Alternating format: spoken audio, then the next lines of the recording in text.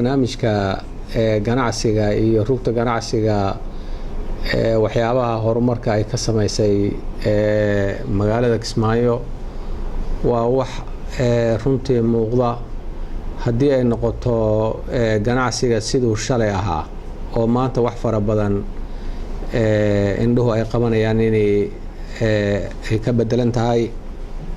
waxaa soo kordhay shirkado ganacsi oo kala duwan, waxaa soo kordhay warshado sidii aad arkayseen shalay mooyeen daraato dawladdu ay ku guuleysatay markii ugu horeysay inay sameyso dhul industrial area oo warshadaha la dhigo, ayadoo hadda warshadaha diyaarka ah ee dhulkaas in lagu rakibo diyaarku ay magaalada ku sugan yihiin ama ay yaalaan, qaarkoodna dekada ay yaalaan.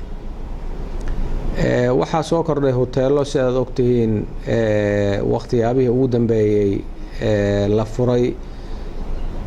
waxaa soo kordhay dad qurba joog fara badan oo ganacsi magaalada ku soo kordhiyay, hadday noqon lahayd dhinaca isgaarsiinta iyo internetyada iyo dhinaca gawaarida magaaladu awal hore aynan aqoonin ee raaxada.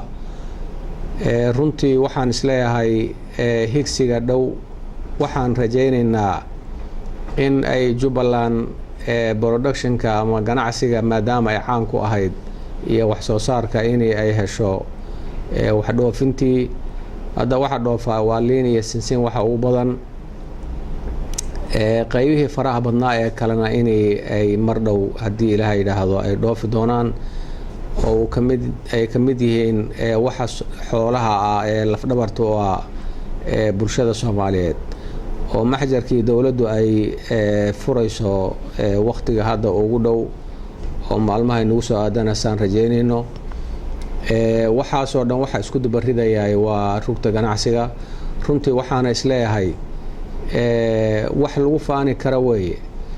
waxaanan ugu baaqaynaa bulshada Soomaaliyeed meel kasto ay joogto, cid ay ka xayiran tahay ma jirto, cid walba way iman kartaa. maxaa yeelay ganacsiga waa waxa kaliya ee isdhexgalka ugu fiican bulshada.